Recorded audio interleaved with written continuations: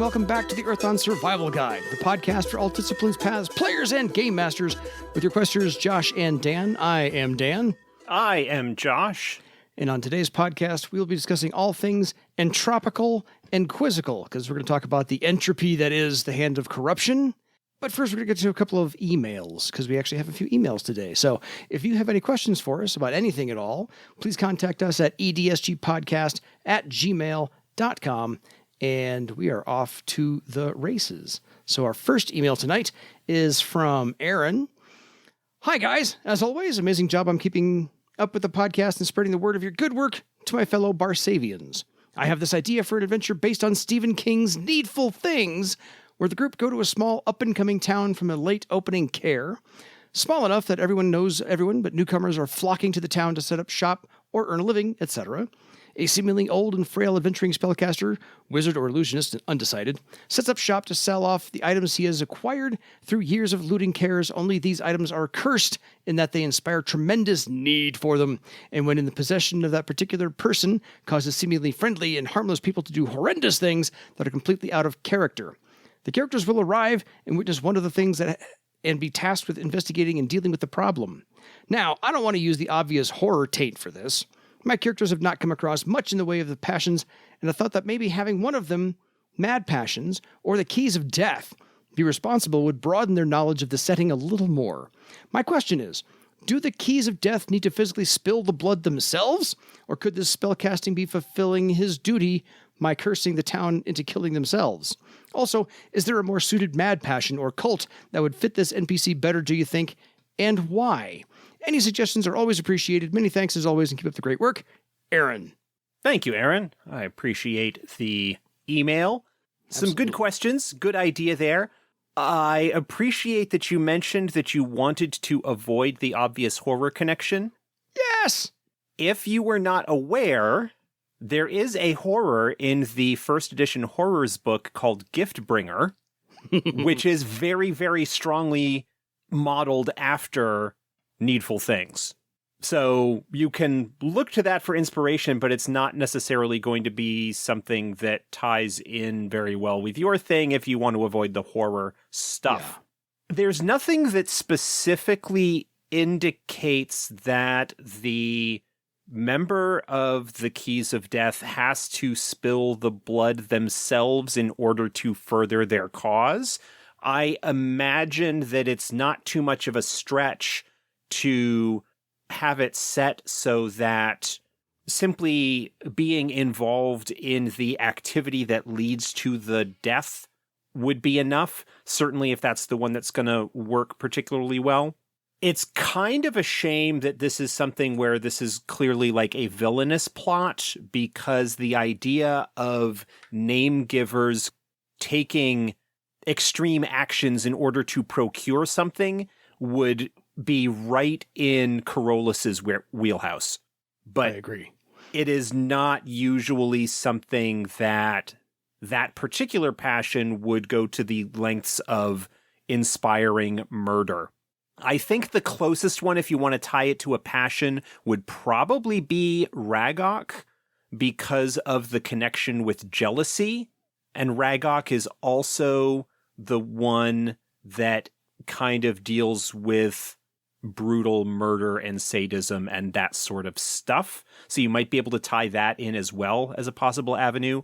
Vestrial is known for connections with assassins, but this particular approach doesn't strike me as being something that is particularly deceptive or cunning or anything like that. It feels a bit more brutal.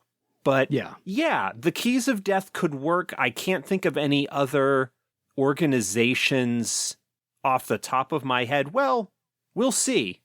Based on what we talk about later. I may change my mind on that. Nothing comes to mind as I am answering this question right this moment. But keep listening. Or if you want to go with a mad passion route, Ragok would probably be the one that, at least in my mind, most fits that plot framework. I'm not going to dispute that in any way, shape, or form. On to the next one from Andy. We're kind of doing these alphabetically. Aaron, Andy, whatever. Hi again, both. So as I emailed you a few podcasts ago with getting back in, you asked for an update, and we've ended up with obsidian warrior, troll weaponsmith, troll archer. That's a big group. They leave a lot of big footprints behind. And a slight change, elf nethermancer. Orem Duskpool. I suck at character names. After much hemming and hawing, I decided the easiest way to avoid the overlap we were seeing was to try something a bit different. Never played a nethermancer before, and have to admit, really looking forward to it. Josh has in no way influenced this at all. Unfortunately, due to real-life commitments, our session 0 has happened, but we won't start actual play for 3 more weeks. Unusual for us as we have a regular weekly meet, and in the last 2 years when I was GMing, we only had 5 missed sessions in total. So glad it's easier to do tabletop role-playing games online nowadays. Now to a few questions. He has 4. We'll break these up. Before we get to that, I want to remind everybody, he was the one who wrote asking for advice on creating the character and avoiding overlap with the wizard with the other characters that were in the group. Right. Question 1. How do adepts know, air quotes, what discipline they should learn? If multidiscipline doesn't exist, I could see it as you were born to it. However, you could be an air sailor nethermancer from what I read, so is it just what you happen to end up learning to do?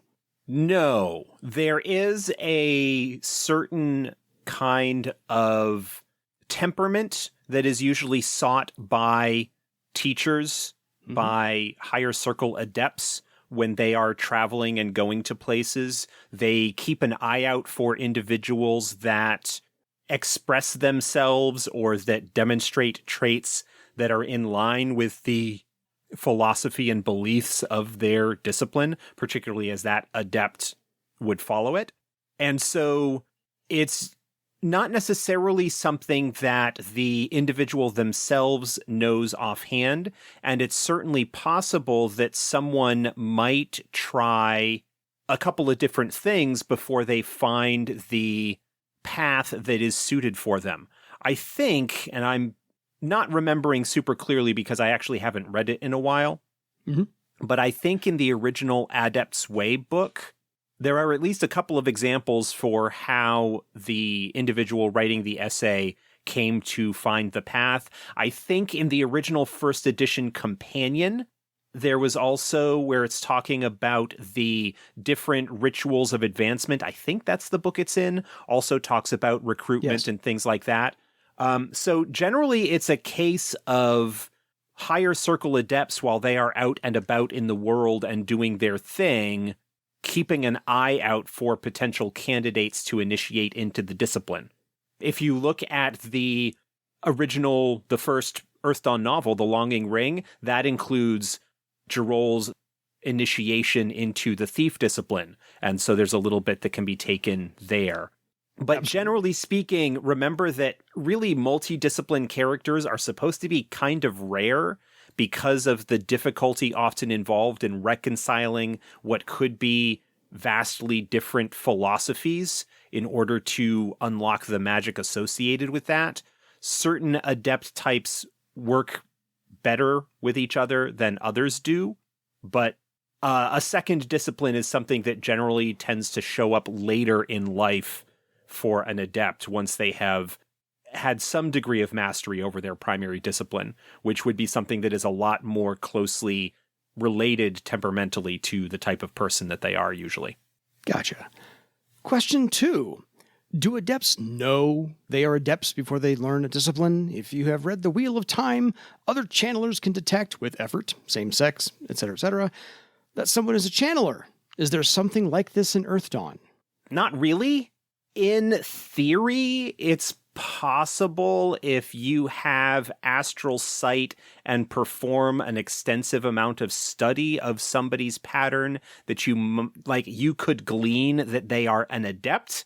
But I don't think there's anything really strongly canonical about being able to detect somebody's magical potential using a method like that, and not everybody gets access to astral sight, and the amount of work required in order to determine that sort of thing is pretty extensive. So that wouldn't be something that is used very much at all when it comes to finding candidates. Fair. Question 3. The warrior talent, and this actually might, by the way, be a duplicate from when we had the voicemail a few podcasts ago. Woodskin. It reads, He spends a recovery test and makes a woodskin test, adding the result to his health ratings for the woodskin rank in hours. Yeah, we've already covered this one, asked and answered. Sorry about that. Yeah, this is the question that we had 2 weeks ago as of this episode. So episode 117, we had a voicemail that asked this very question about woodskin and the phrasing of woodskin, indicating that possibly the bonuses that it provides adds to the number of recovery tests and to wound threshold, as asked and answered 2 weeks ago, which I think had not been released when we got this email, or he might not have listened to it yet. Yeah, it only actually affects death and unconsciousness rating, and the errata online has been updated to reflect that correction. Fair enough. So you came in second, Andy, on that one. Sorry about that. Question 4. In building your legend, I have to admit, I am slightly confused as to the legend point cost for increasing circle. I totally get the restrictions and requirements you need to meet the circle up, but how much does getting the new discipline and optional talents cost? Am I right in thinking that, for example, going from Circle 1 to Circle 2 would cost 200 legend points? Circle 4 to Circle 5 would be either 300 or 400 legend points if you buy a novice option or journeyman option, respectively. No. The actual advancement in Circle does not cost any legend points whatsoever. Once you meet the qualifications for the new Circle. So, for example, you're a first Circle character. Once you have your, as the rules are written, 5 first Circle discipline talents, all at rank 2 or better, you qualify for second Circle. At that point, you just find somebody of second Circle or higher of your discipline who agrees to train you, whether for money or favors or whatever, spend the required time training, and then you are second Circle and immediately pick up the durability increase, the defense rating increase that everybody gets at second Circle, the exact, which depends on what discipline you are. Totally.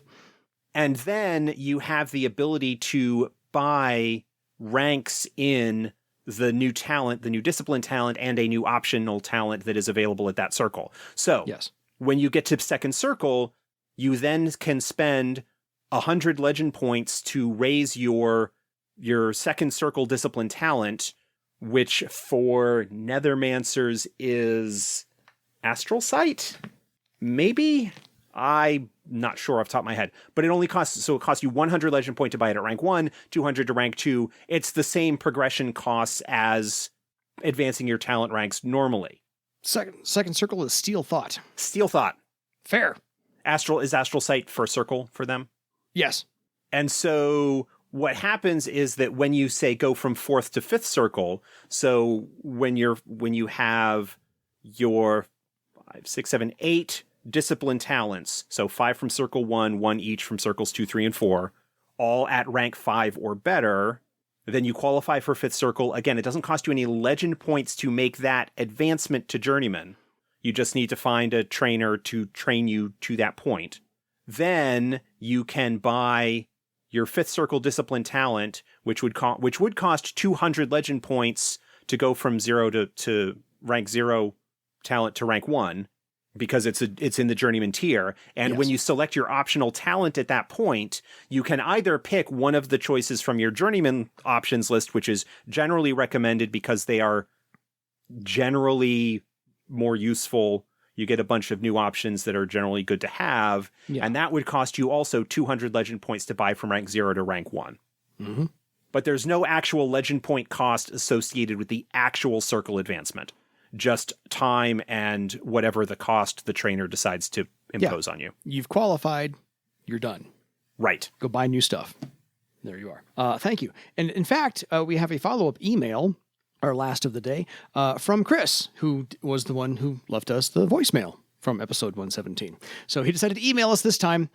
Thanks for answering my last question on the voicemail. New player here, preparing my background and ideas and trying to understand rule systems as I tend to. The Player's Guide on Thread Magic talks about permanent pattern threads, which connect the magical patterns of people to people, places, or things. It talks about having to know key knowledges in order to weave threads. The Mystic Paths book talks about weaving a thread to a pattern, but does not describe them as permanent or pattern threads or key knowledges. It states that adepts' thread rank to the path and their path talent rank are synonymous. That suggests that they aren't necessarily related to the discipline thread-weaving skill, except as a test. Does an adept's thread rank act as a permanent pattern thread, counting against the limit of the discipline thread-weaving skill in the way that thread items and group pattern items do? Short answer, yes. There you go, Chris. Longer answer, let me elaborate on this a little bit more for everyone, because the phrasing of his question was a little bit rough and I want to provide some context. Fair. Hit it. Every discipline gets the thread weaving talent at first circle. For everyone who is not a magician, all that the thread weaving talent really does is allow the character to weave permanent threads to usually magic items, but to anything that requires a permanent thread, a group pattern, anything along those lines. If you're doing kind of a story thing where you are weaving a pattern, weaving a thread to a pattern item of an enemy or ally or place or whatever, those are permanent threads, and the maximum number of those that you can have is equal to your character's rank in thread weaving. So if you have a thread weaving of 5, you can have up to 5 permanent threads, whatever combination you want those to be in terms of magic items, permanent group pattern threads, whatever. Joining a path, while the phrasing in the book does not specify it, is also a permanent thread as considered under those rules. So it will take up 1 slot and just 1 slot for the purposes of that. There's no real key knowledge advancement, unlike weaving a magic item, where you need to gain the key knowledge, learn what the question is, and then through adventuring or whatever, learn the answer and thereby be able to increase the rank of your thread with the item. The training and initiation and so forth that are done as part of your advancement in the path essentially gives you that key knowledge that you need in order to advance the rank of your thread with the group. Paths are kind of in this weird half space between group true patterns. They kind of behave a little bit like that conceptually, in that they are a true pattern that is created as a result of the members of this group. It just operates a little bit differently on some other levels, mainly to give access to special magical powers and abilities and neat stuff, kind of as an add-on to the discipline magic that they get as a result of adhering to the rules and restrictions and the oath that is involved in following the path. But it does take up one of those permanent thread slots, so just keep that in mind. And that's also why, in some respects, like trying to load up on a bunch of paths, one, while difficult to adhere and honor all of the oaths and everything that you have going on there, but it also ends up in some ways, basically it's a trade-off for power. You need to kind of give up one of these limited resources in order to gain access to the additional abilities that the path grants you. Fair enough. So, Chris, if that was clear as mud, feel free to follow up with with a clarifying question one more time. But I hope that takes care of all of that for anybody else who has the same question. If you, of course, listeners, have any questions for us, as again, contact us at edsgpodcast@gmail.com, or, as Chris did the first time, send us a voicemail. We'll plop that into the show. Everybody can hear your lovely voice instead of mine, and we'll be good to go.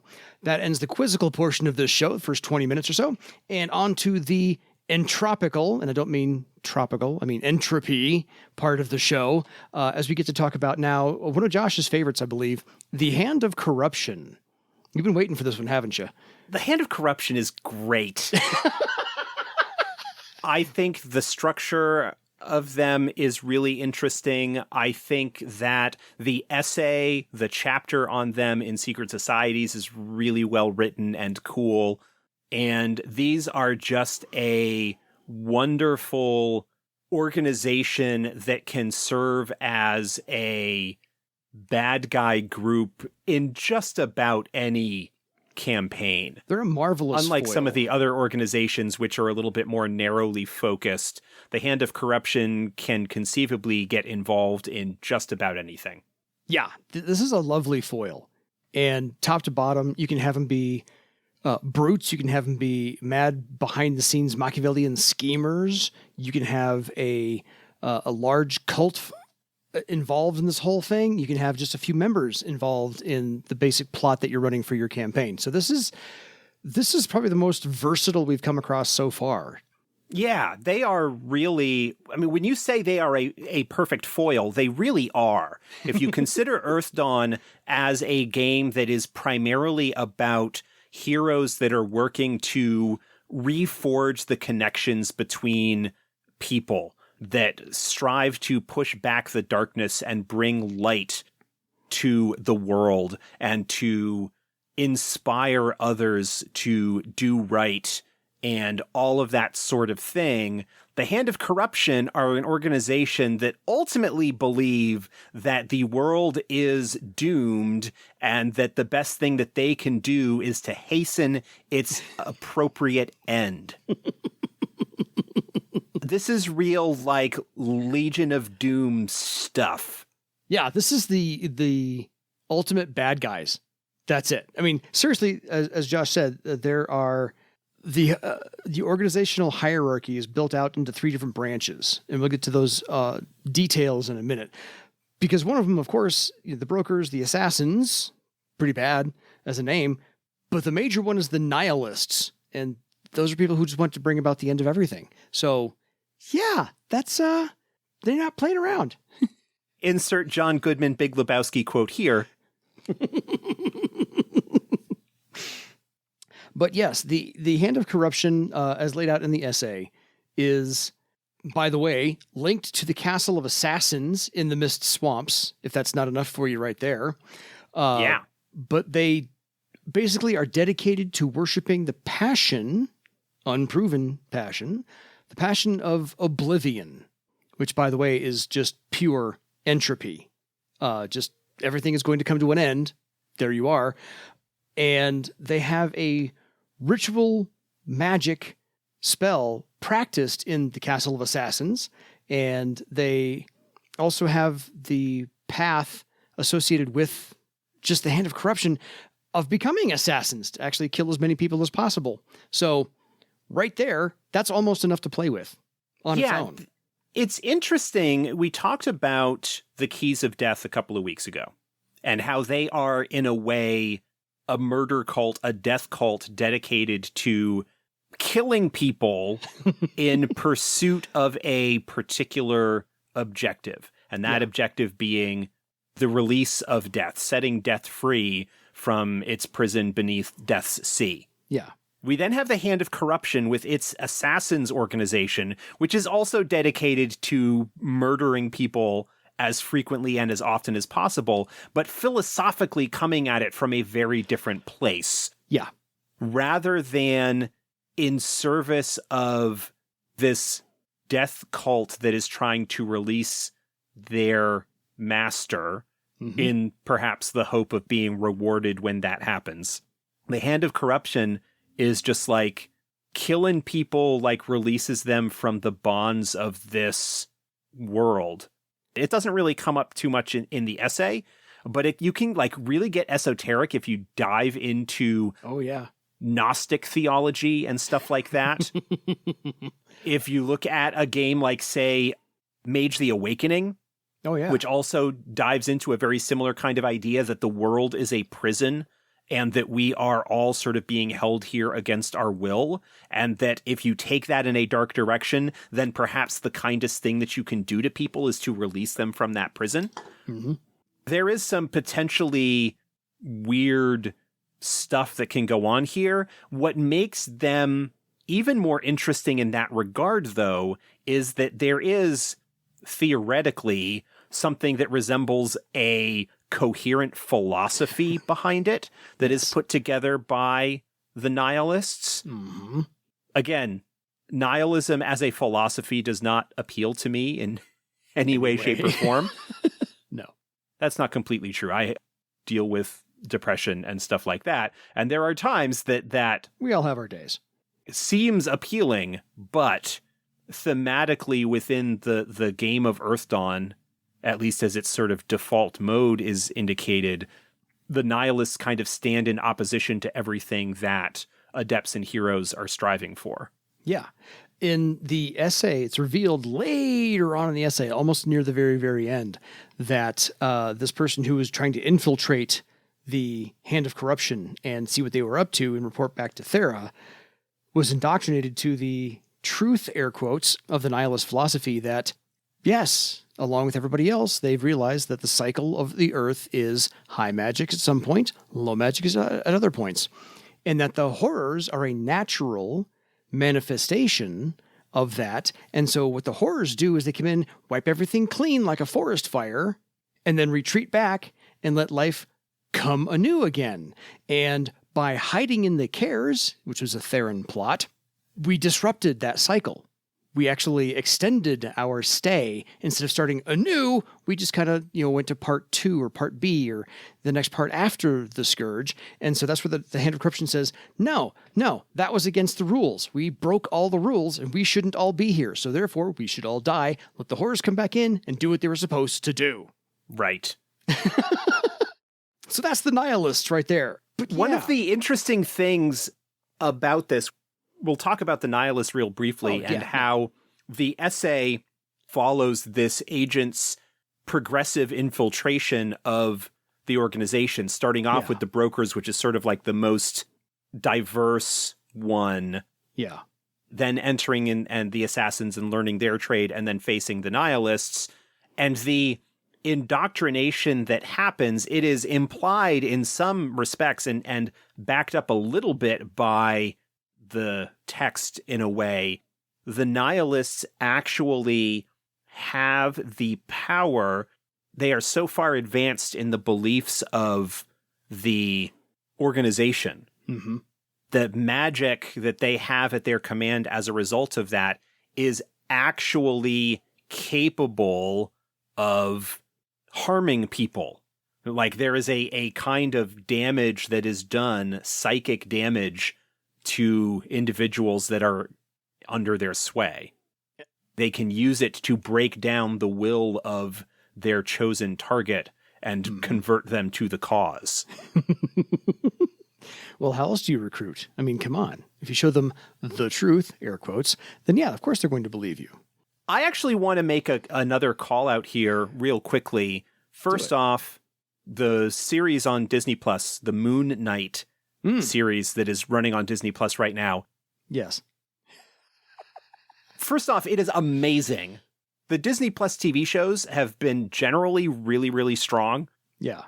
But the Moon Knight one is, one, unexpectedly amazing and exploring some really deep, weird psychological stuff. But the bad guys in that, Harrow, played by Ethan Hawke, who I've been a fan of for decades. Oh, totally. Is one amazing. But that organization and his philosophy in that is something that could very, very easily be tweaked to be a Hand of Corruption organization. Yeah, totally. So that just came to mind because of that thing is like in the forefront of my brain. Well, we always try and call out pop culture references for people to use. Yeah. As a frame of reference. Haha, references. Just as a example to go, okay, I see how this is working here. Let me port it into Earthdawn because I didn't quite understand how this one's working as well. Yeah, it's interesting that they just think that the world is irredeemably corrupt and must be destroyed so that nature, aka the horrors, can reclaim the earth and start anew, like I said, like a forest fire. But yeah, the three branches, as Josh pointed out, the brokers, we'll start with there, are probably the most often encountered for any of your player characters to come across. They operate behind the scenes. They're not really combatants. They're not really adepts. If they are, it's pretty low circle. They openly avoid conflict, but they do work behind the scenes to sow the seeds of dissent and trouble. This is kind of like the other, maybe the third network of spies that we've come across so far. So if you haven't dealt with any kind of spies in your game so far, why not? We've got like 3 different organizations or all of these different spy networks, and now we're onto our third one. Again, this is a spy network more in the sense of where they can leverage the information that they gain to break down the fabric of society. We talked a little bit several weeks ago about the Ragok cult that is operating in the western Kakavik Mountains which has a similar kind of idea in terms of its goal of breaking down societies and removing the trust that people have in their leaders and whatnot. There's a different philosophical underpinning to what they are doing, and it's a smaller scale organization. Like, this particular group is dedicated mainly to undermining Thrall. Yeah. But the brokers are equal opportunity kind of thing. Like, where the other organization is one that would be kind of suited to a medium scale thing. Like, they strike me as a group that could actually be defeated. Mm-hmm. The Hand of Corruption and the brokers are a lot more wide spanning in terms of what they can do, and difficult to really put a stop to when it comes to that. Like, you might defeat an individual plot, but their overarching goals are so broad, and there are in some ways so many of them, that there's no real way ultimately to eliminate them. So more so than the Crown Breakers, which is the yes, the Crown Breakers is the organization. Yeah. My mind slipped on it as well. Yeah, the Crown Breakers feel like a group that is a little bit smaller scale, and one that could actually be sort of defeated as part of a campaign or campaign arc, whereas the Hand of Corruption would really be a much higher tier organization in terms of your ability to take them out or take them down. Like, again, you could, at lower circles, foil individual plots, but you would not be cutting the head off the serpent in a way. No, this is more like Hydra. Cut a small head off, 2 more grow back in its place. For another slightly pop culture reference. So the second tier, as we said, the brokers most often encountered, if you can maybe get through that little tiny network to see who's maybe be pulling their strings, you go up to the level of the assassins. And the assassins, of course, like I said, are trained in the Castle of Assassins in the Mist Swamps, so super duper secretive, very hard to find. These are the people who seek out people to kill, to further the destabilization of society and cause its downfall. So again, more entropy. These are almost always adepts, scouts, thieves, warriors, whatever, what have you. Mostly scouts, thieves, and warriors. Mostly also 5th circle or above. So they're very, adept at what they do. And they really love the poisoned weapons. And there's a killing ritual involved. Yes. This is another case where there is some similarity between organizations. In this case, the ritual that the assassins of the Hand of Corruption perform is different than the one that the Keys of Death perform. The Keys of Death, their ritual is all involved in the preparation and the presentation and dressing themselves up in the robes and the hood, taking on the mantle of the paraphernalia. And the actual death itself, the only real ritualistic aspect of that is the belief that the blood should be spilled on actual ground. Yeah.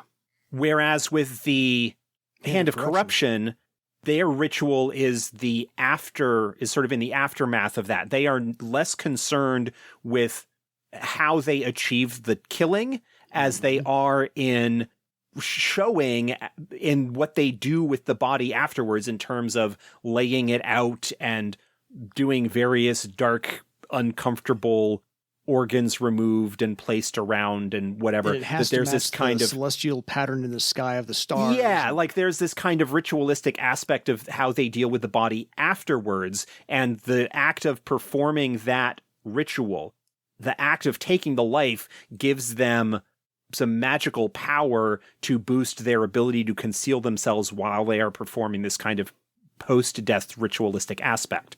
Yeah. They are equal opportunity. They really like poisons, but whatever method they can use to end their targets, they will take advantage of. They are not quite as choosy as the Keys of Death are. Yeah. So you made a assimilation of a serial killer with the Keys of Death. Do we have something along the lines here as well? I think it's still a very similar thing. I mean, part of what's going on with the Hand of Corruption and the assassins is the message that they are sending in the aftermath of the death. Yeah. The Keys of Death are not especially concerned with how their murders will affect the society around them. Yeah. That's not what their focus is. Their focus is on performing the killing and spilling the blood in order to further the freeing of death. Whereas the Hand of Corruption, their objective is to make the death, in a sense, as public and messy and nasty as possible in its own way, in order to hasten the collapse of society that they feel was supposed to have happened during the Scourge. Yeah. Fair.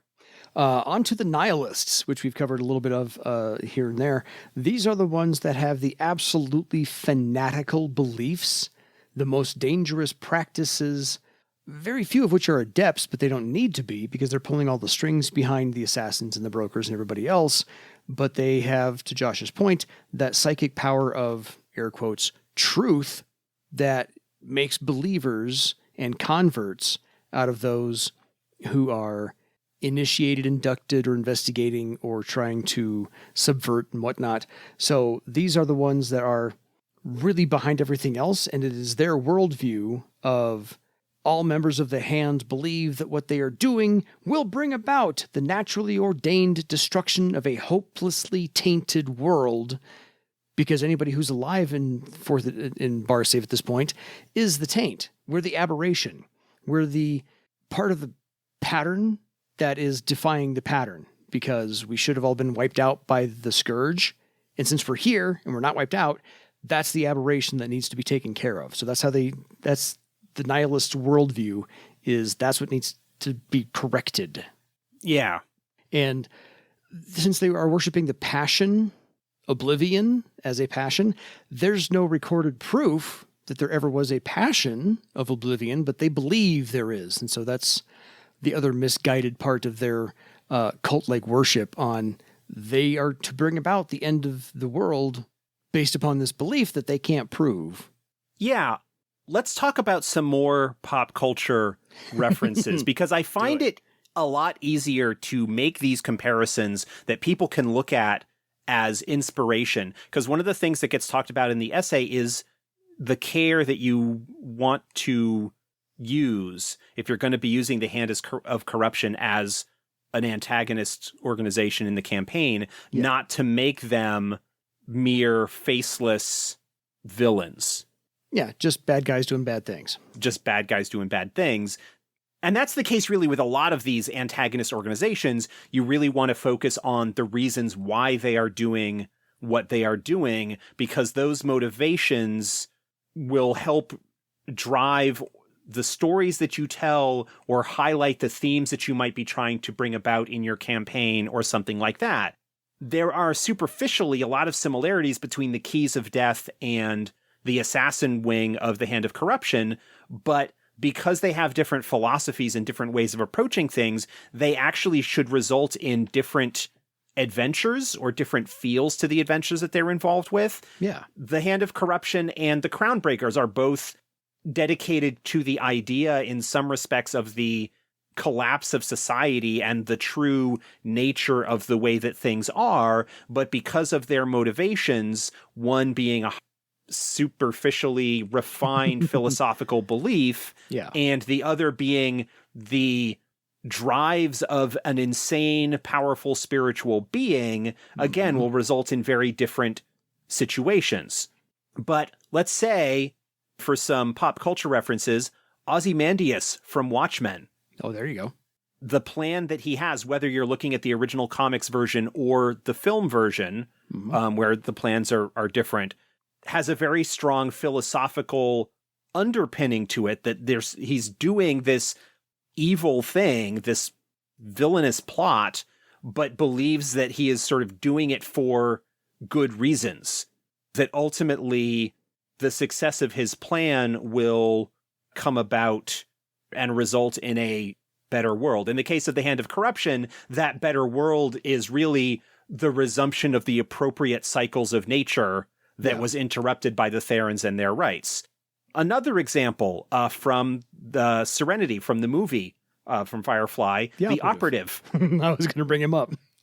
Yep, is also very appropriate for a villainous character who has a very strong core belief. He's the one who's like, the world that we are building does not have a place for people like me. Yes, I won't be living in it. I'm just going to help create it. But I'm just going to help create it.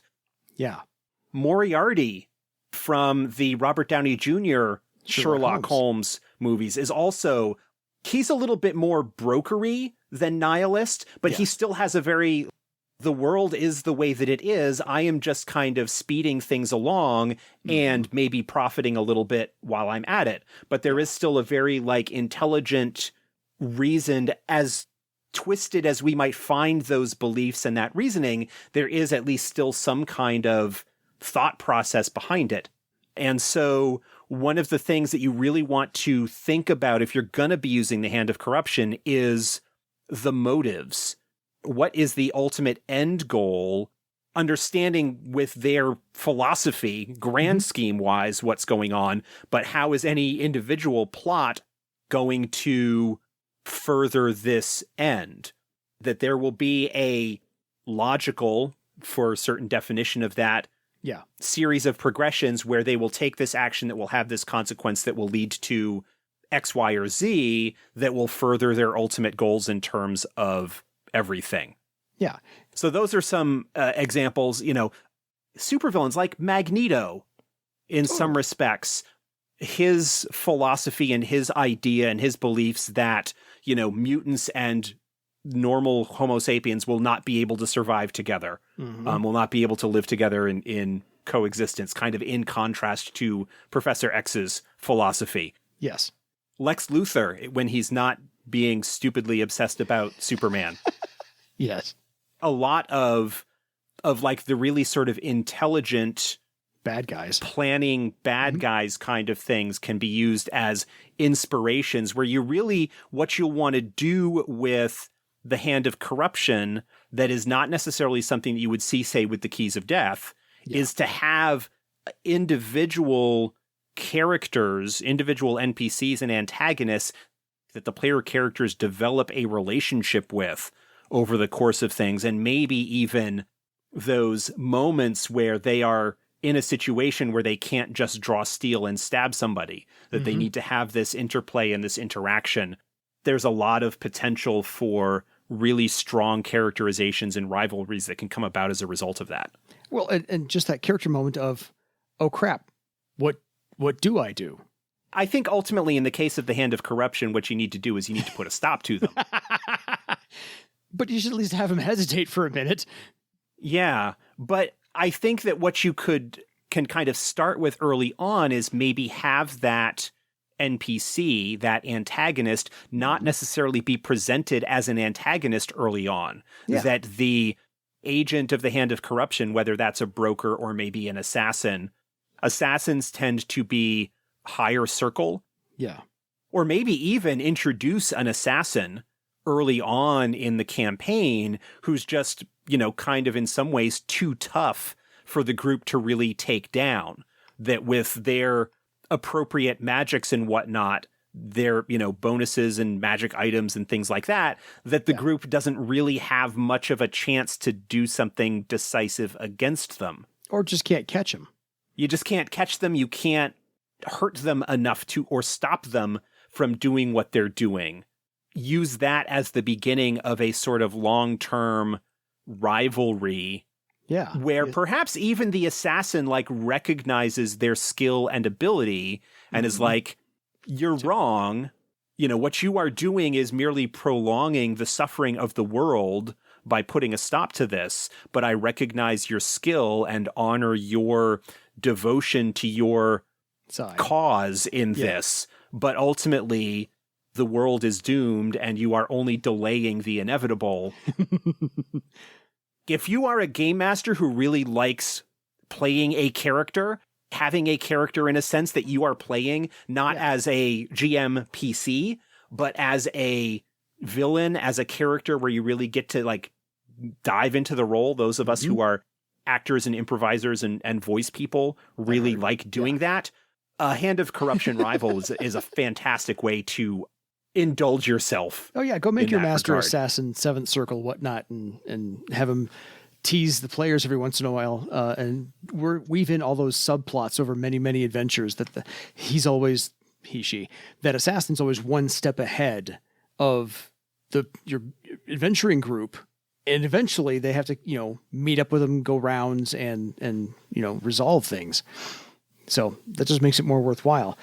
Since this is all about entropy and the power of oblivion, I have one quote to give that I found in a book many, many, many, many years ago. Entropy requires no maintenance. That is true. And so I find the Hand of Corruption just like, you don't really have to work that hard, guys. Entropy does everything for you. So that's just my thought there. Any final thoughts? Because we've covered a lot of ground in the Hand of Corruption. Again, ripe for the using. Yeah. In any level you want to. With some of the other organizations we've talked about how you might use them in the campaign, the Hand of Corruption just make a great general purpose organization of bad people doing things that you could use. If you are looking for a sort of through line in a campaign where you want to have something that is not quite as simple a bad guy situation like you have with the horrors or you have with some of the other organizations, the Hand of Corruption, like I said, can give you an opportunity to really explore some themes and ideas. And their organization is in some ways so extensive that you can kind of have them be a long-term adversary for a group. Absolutely. So on that note, folks, we will kind of wrap this one up here and see you next week. So if you have any questions for us, once again, please contact us at edsgpodcast@gmail.com. And until next time, it's time to go fight the hand for your legend. Good night, everybody.